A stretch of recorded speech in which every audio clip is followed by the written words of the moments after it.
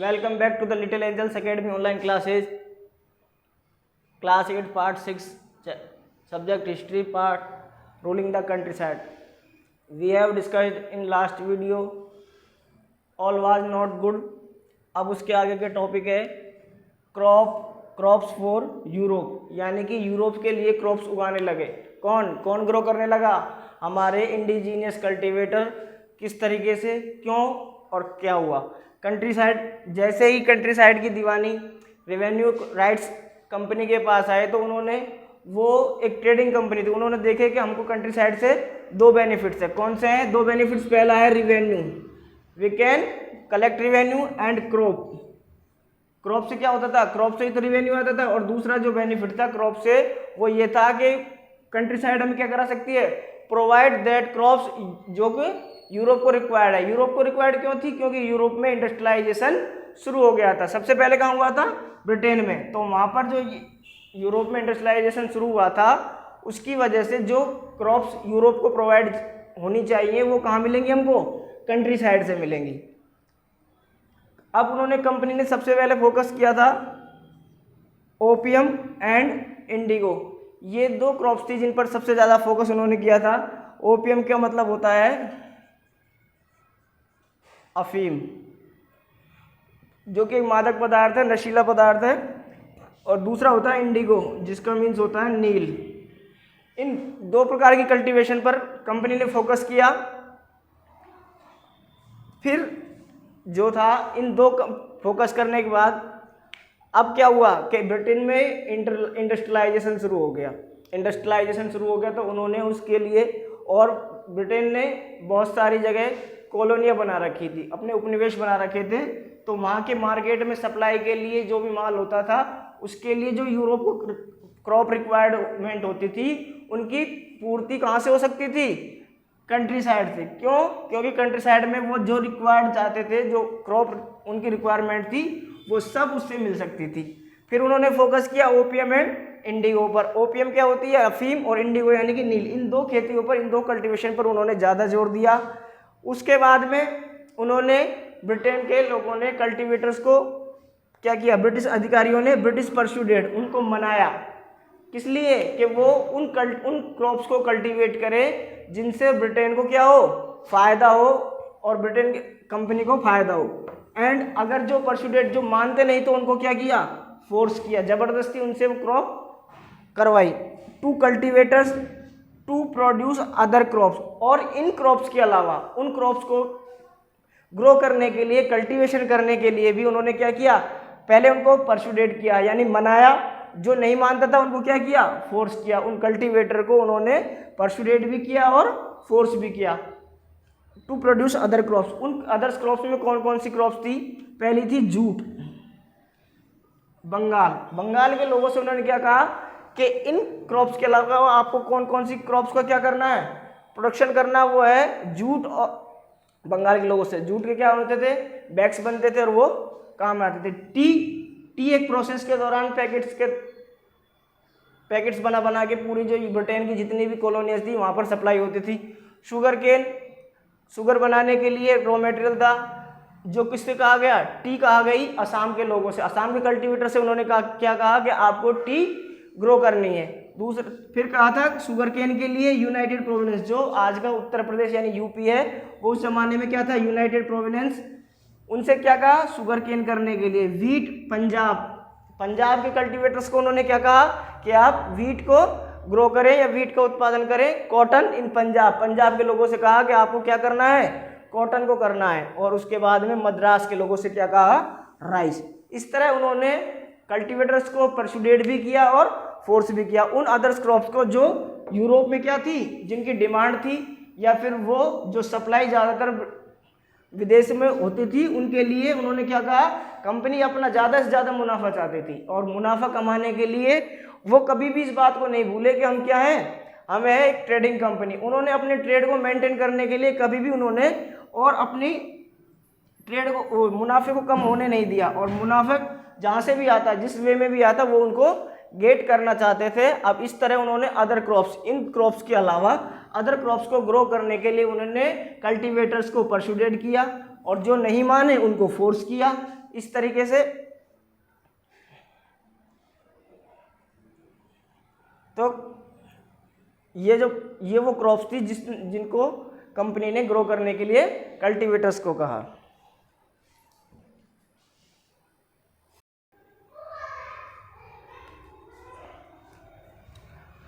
अब बात करते हैं हम, does colour have a history? क्या कलर की भी कोई इतिहास है? बिल्कुल है। जैसे हमारा इतिहास है कि कलर किस तरह से डाई किया करते थे, कपड़ों को किस प्रकार रंग दिया करते थे, किस प्रकार कलर बनाया करते थे इन पास्ट, वो सब है।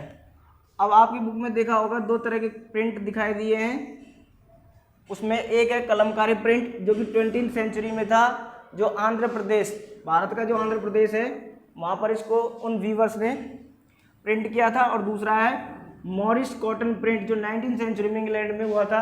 ये एक पोइट और कलाकार था जिसने इसको प्रिंट किया। इन दोनों में, ये दोनों वीवर्स के द्वारा प्रिंट किए गए क्लॉथ थे जिनमें कलमकारी नाम की प्रिंट और मॉरिस कॉटन प्रिंट किया गया था।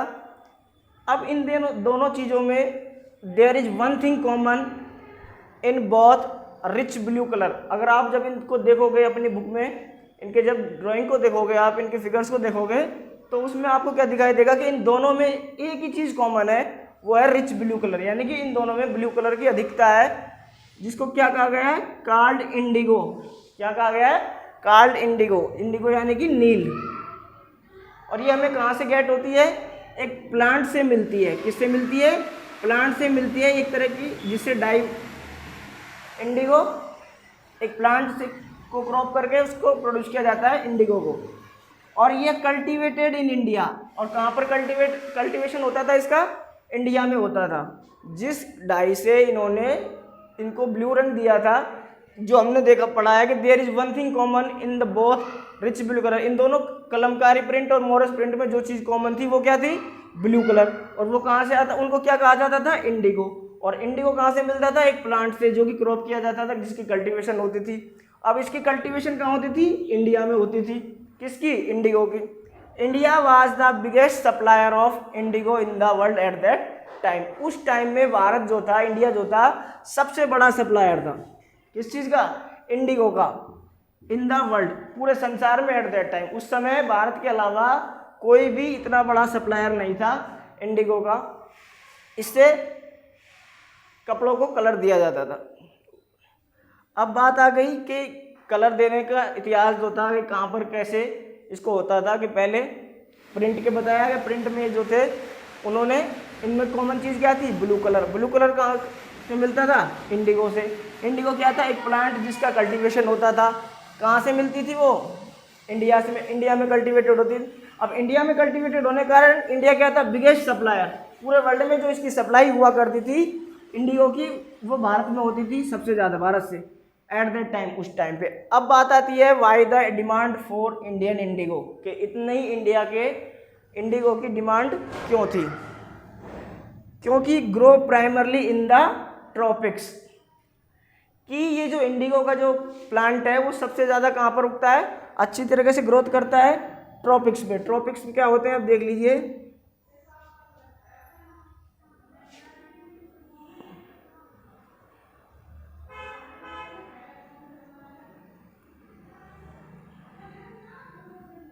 ये Tropic of Capricorn, Tropic of Cancer, और ये कैप्रिकॉर्न, सॉरी इधर। अब ये जो एरिया है ये कौन सा कहलाता है? ट्रॉपिकल एरिया कहलाता है। कौन सा कहलाता है? Tropical area. और इस एरिया में ही जो इंडिगो है वो क्या होता है? अच्छी तरीके से कल्टीवेट हो सकता है। तो इस वजह से इसकी जो जोग्राफिकल कंडीशन की वजह से भारत में ही अच्छी तरीके से ग्रो हो सकता था, इसकी अच्छी तरह से कल्टीवेशन हो सकती थी। जबकि जो दूसरा वोड, हाँ, ये ज़्यादातर कहाँ उगता था? प्राइमरली, मुख्य रूप से ट्रॉपिक्स एरियाज में। और ट्रॉपिक्स एरिया जो थे, हमारा इंडिया है जो ट्रॉपिकल एरिया में आता है, तो यहाँ पर इसकी अच्छी ग्रो वो प्रोडक्शन होती थी, इस अच्छी ग्रो होती थी इस क्रॉप की। अब दो चीज़ें थी, इंडिगो और वोड। जिस तरह इंडिया में नील कलर ड्राई करने के लिए किस प्लांट की एग्रीकल्चर होती थी, कल्टीवेशन होती थी? इंडिगो। उसी तरह यूरोप में क्या होती थी? वोड, और इसे टेम्परेट जोन, ये टेम्परेट जोन की बात कर रहे हैं। अब हम टेम्परेट जोन की बात कर लेते हैं।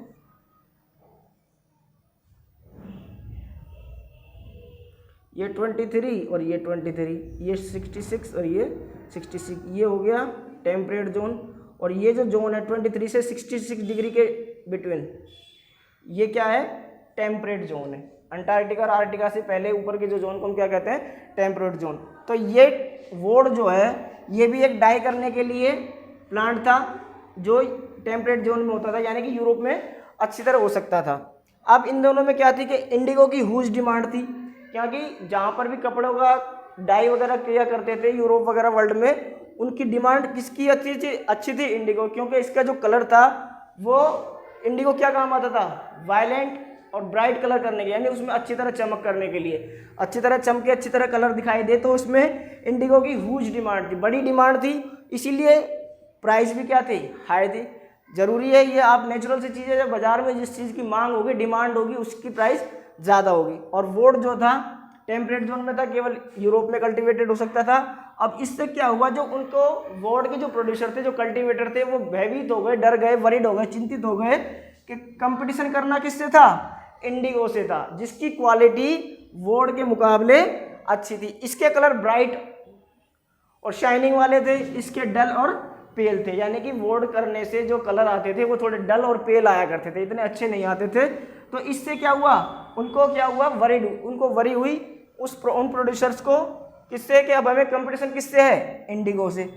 अब उन्होंने क्या किया कि जो वोड प्रोड्यूसर थे उन्होंने प्रेशराइज किया, उन्होंने क्या किया, प्रेशराइज किया, दबाव बनाया दियर गवर्नमेंट, अपनी अपनी सरकारों पर। जहाँ पर भी ये कल्टीवेशन होती थी, इसकी कल्टीवेशन होती थी वोड की, वहाँ के प्रोड्यूसर्स ने क्या किया कि अपनी अपनी गवर्नमेंट को क्या किया, प्रेशराइज किया टू बैन, उनको बैन करने के लिए द इम्पोर्ट इंडिगो, यानी कि विदेशों से, विदेशों कहाँ से, इंडिया से जो भी इंडिगो इंपोर्ट हो रही है उसको क्या किया जाए, बैन किया जाए। क्या किया जाए, बैन किया जाए, ताकि हमारी जो कल्टीवेशन है वोड की वो सही चलती रहे।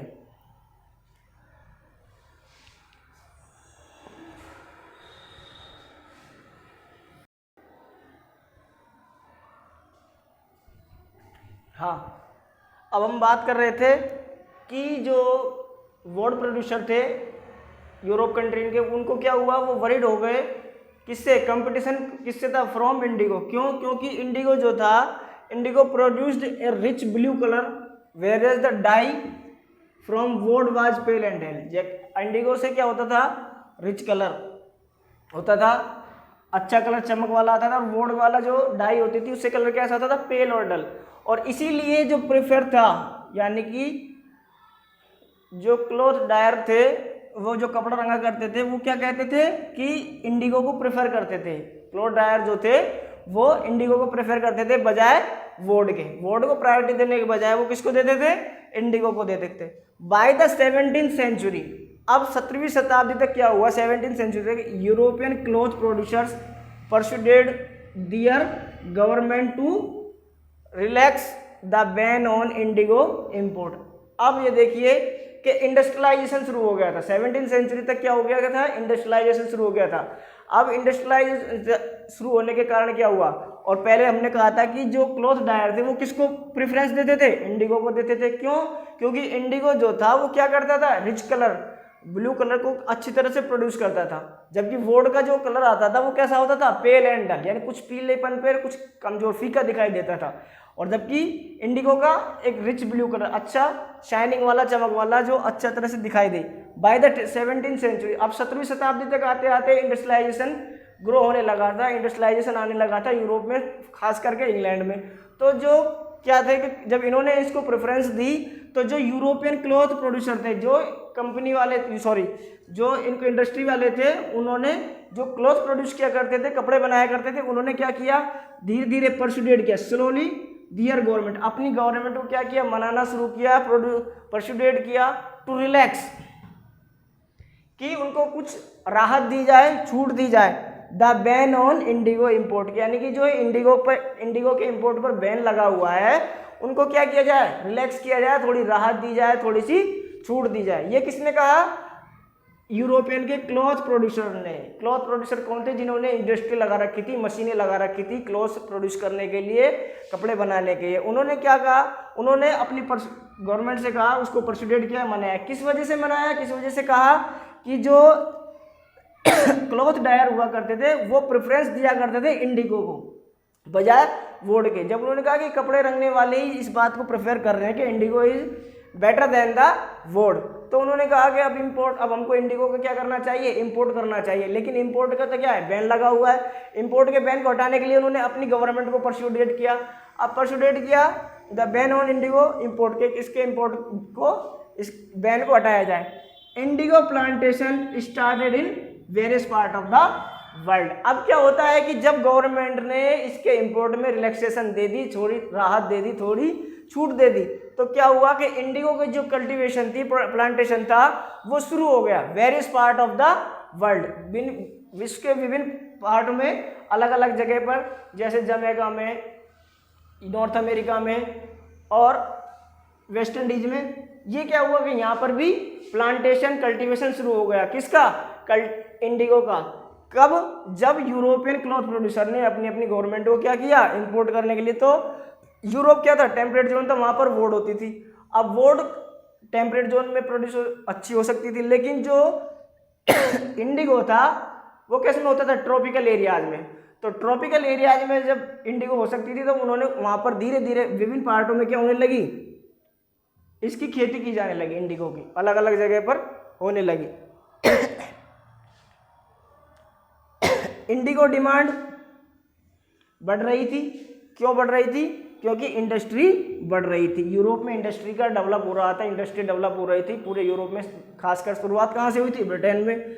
और अब इंडस्ट्री डेवलप हो रही थी, तो कॉटन जो था कपड़ा बनाने के लिए सबसे अच्छी क्या थी, कॉटन के प्रोडक्शन में भी ग्रोथ होने लगी। और कॉटन के प्रोडक्शन में जब ग्रोथ होने लगी, तो कॉटन से क्या बनता था, क्लॉथ बनता था, कपड़ा बनता था। उसको रंगने के लिए किसकी डिमांड बढ़ी, इंडिगो की डिमांड बढ़ी।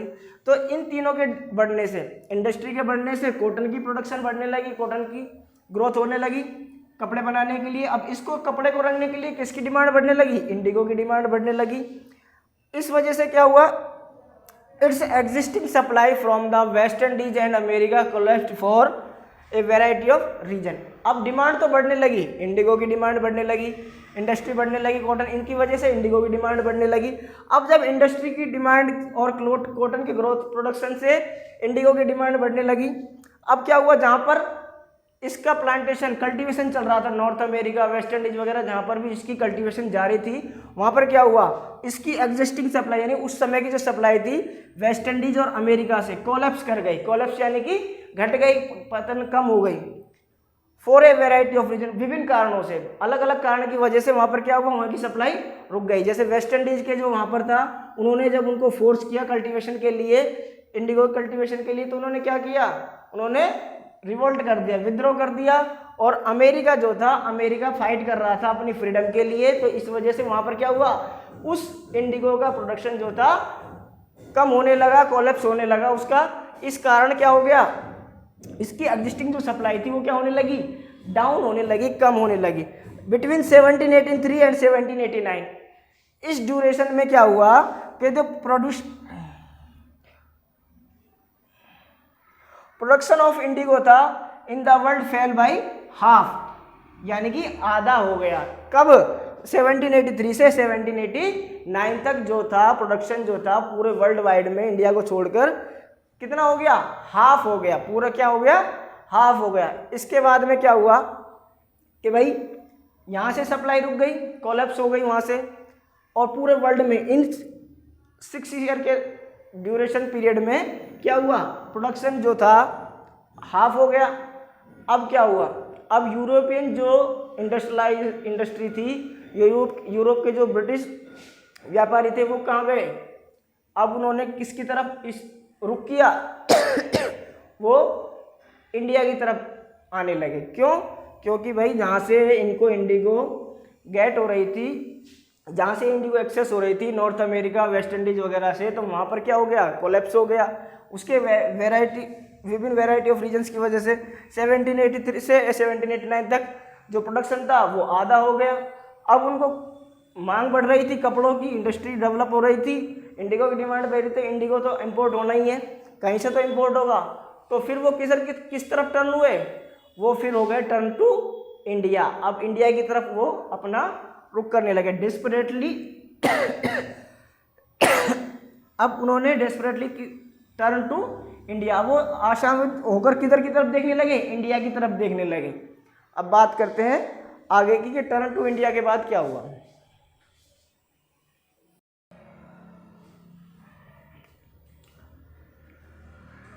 अब जैसे इंडस्ट्रियलिस्ट जो थे उन्होंने देखा कि इंडिगो का जो प्रोडक्शन था वो हाफ हो चुका है इन 6 ईयर में, बिटवीन 1783 टू 1789। एंड इससे पहले जो वेस्ट इंडीज नॉर्थ अमेरिका से जहाँ से इंपोर्ट हुआ करती थी इंडिगो, वो क्या हो गई, कोलैप्स कर गई है वहाँ पर। तो अब उन्होंने किसकी तरफ टर्न किया, इंडिया की तरफ, ब्रिटिश ने। From the last decades of 18th century, यानी कि 18th सेंचुरी के लास्ट डिकेड में, यानी कि about after 1790, indigo cultivation in Bengal expanded rapidly. अब बंगाल जो था हमारा, वहाँ पर क्या हुआ, इसका कल्टीवेशन बहुत ही रैपिडली तरीके से एक्सपेंड हुआ, बहुत ज़्यादा इसको कल्टीवेशन किया जाने लगा। किसको, इंडिगो का कल्टीवेशन बहुत अधिक रैपिडली एक्सपेंड हुआ। कहाँ पर, बंगाल में। इन 1788 only about 30% of the Indigo imported into Britain in was from India. अब हम बात करते हैं बिफोर 1790। तो 1788 में जो था क्या हुआ कि ओनली 30% इंडिगो जो था इंपोर्ट किया जाता था इंडिया से। यूरोप में जो इंडिगो की इंपोर्ट थी इंडिया से वो कितनी थी, 1788 तक 30%। लेकिन बाई 1810, यानी कि between 1788 to 1810, during the 22 years, indigo की जो इंपोर्ट थी उसका रेशो जो था वो हैड गॉन अप। कहाँ चला गया, बढ़कर 95%। यानी कि जितनी भी यूरोप में या वर्ल्ड में जो इंपोर्ट होती थी इंडिगो, कहाँ से होने लगी, 95% इंडिया से होने लगी। पहले कितनी होती थी, बिफोर 22 ईयर्स इन 1788 30%, और आफ्टर 1810 तक, बाई 1810 तक 95%। इतनी तरीके से एक्सपेंड हुआ, उसमें क्या हुआ, इन्वेस्टमेंट हुआ, उसको एक्सपेंड किया जाने लगा। इंडिगो की जो कल्टीवेशन थी उस पर उसका एक्सपेंड किया गया। अब इससे क्या हुआ कि अब इस तरीके से ये जो था कल्टीवेशन प्रोडक्शन जो था इंडिगो का वो राइज होने लगा, बढ़ने लगा। Attracted by prospect of high profits, numerous Scotsman and Englishman came to India. अब क्या हुआ, जब ये बढ़ने लगा, रेशो जो था 30% का आ गया, 90% हो गया। 90% इसमें इन्वेस्टमेंट होने लगी, प्रोडक्शन अच्छा था, प्रॉफिट अच्छा था। तो इसको देखकर क्या हुआ, बहुत सारे जो कंपनी के लोग थे, कंपनी के जो नौकर थे, जो ब्रिटिश ईस्ट इंडिया कंपनी में सर्विस किया करते थे, उन्होंने इस कंपनी को क्या कर दिया, लेफ्ट कर दिया, और उन्होंने अपना पैसा इन्वेस्ट करना कहाँ शुरू कर दिया, इंडिगो की कल्टीवेशन में। क्या करना शुरू कर दिया, इंडिगो कल्टीवेशन में। क्यों, क्योंकि इसका जो प्रोडक्शन था वो बढ़ने लगा, डिमांड बढ़ने लगी, प्रॉफिट अच्छा होने लगा। तो उन्होंने अपने ब्रिटिश ईस्ट इंडिया कंपनी की सर्विस को छोड़कर क्या करना शुरू कर दिया, इसमें इन्वेस्टमेंट करना शुरू कर दिया। Attracted by prospect of high profit, और इसी प्रोस्पेक्ट ऑफ हाई प्रॉफिट की वजह से बहुत सारे न्यूमरस स्कॉट्समैन यानी स्कॉटलैंड के लोग एंड इंग्लिशमैन यानी अंग्रेज लोग केम टू इंडिया, कहाँ पर आए, भारत में आए। किस वजह से कि यहाँ पर क्या है, हाई प्रॉफिट है, किसमें, इस इंडिगो के प्रोडक्शन में। एंड बिकेम प्लांटर्स बन गए, यानी उन्होंने आके यहाँ पे आके क्या करना शुरू किया, कल्टीवेशन। चाहे वो खुद करें, खुद तो नहीं करते थे, लेकिन उन्होंने क्या किया, एम्प्लॉय को हायर किया, रेंट पे या लैंड को बॉट किया या फिर रेंट पे लिया, लेकिन उन्होंने क्या किया, इन्वेस्टमेंट शुरू कर दिया, किसमें, इंडिगो की कल्टीवेशन